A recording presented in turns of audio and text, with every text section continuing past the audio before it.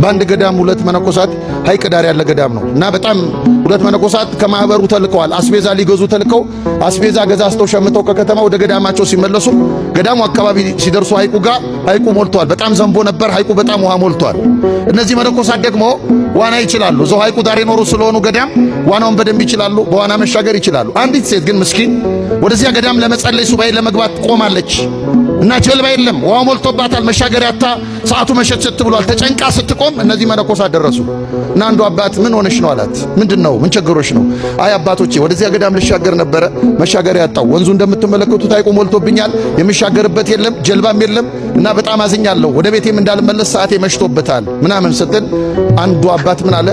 እንግዲያውስ እኔ ዋኛለሁ፣ ጀርባዬ ላይ ያለ ፍርሃት ትተኛለሽ አላት። አዎ ተኛለሁ አለችው።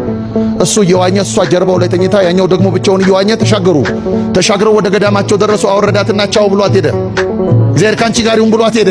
ከዚያ በኋላ ግን የማህበሩ መነኮሳቱ በማህበር ስብሰባ አላቸው። ሲሰበሰቡ ከአንድ ወር ምናምን በኋላ በስብሰባ ይሄ ጓደኛው እጁን አወጣና በምኔቱን ይሄ ገዳማችንን የሚያስንቅ አንድ ወንጀል ሰርቷል ይሄ መነኩሴ ብሎ ከሰሰው። ምንድን የሰራው ብሎ ጠየቁ በምኔቱ። አንድ መነኩሴ ከሴት ርቆ ንጽ ጠብቆ ነው የሚኖረው፣ እርሱ ግን ሴት በጀርባው አዝሎ ይሄንን ሐይቅ ተሻግሯል አለ።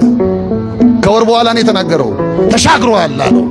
ይህን ብሎ ሲናገር አበምኔቱ ይህንን አድርገሃል አሉት። አባቴ አድርጌያለሁ አላቸው። አድርጌያለሁ። ለምን አደረግክ አሉት። ሴቲቱ ተቸግራ መሻገሪያ አጣ፣ ጀልባ ስላልነበረ ገዳማችንን ናፍቃ እግዚአብሔርን ለማግኘት ነበር የመጣችው። ስለዚህ እቺን ሴት በጀርባ የተሸክሚያት አሻግሬያታለሁ። የሚገርመው ግን እኔ ያወረድኳት ቀን ረስቻታለሁ፣ እሱ ግን እስካሁን በአእምሮ ተሸክሟታል። አላያችሁ? እንደ አይነት ሰዎች የሉ? ከሰው ትከሻ የተራገፈ ኃጢአት ተሸክመው የሚኖሩ ሰዎች የሉ? በዚህ የቆሰሉ ሰዎች የሉም? እንዲህ ያለ ቁስል ውስጥ ያለነውን ይመታል ደጁን እግዚአብሔር ይመታል። መድኃኔዓለም ያንኳኳል። መልሳችን ምንድነው ነው አለች። በቃ አቆሰሉኝ አለች። አሁን ስንት ነገር አላቆሰለንም ክርስቲያኖች? ዝም ብለን በቲክቶክ ላይ የማይረባ ነገር። አንዳንዱማ በጣም ይገርመኝ።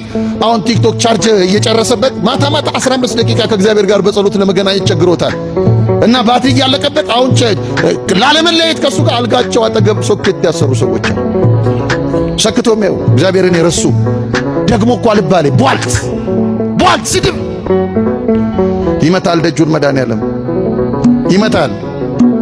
የቤተ ክርስቲያን መልእክቴ ነው። ይመታል ደጁን። ልንከፍት መዘጋጀት ነው።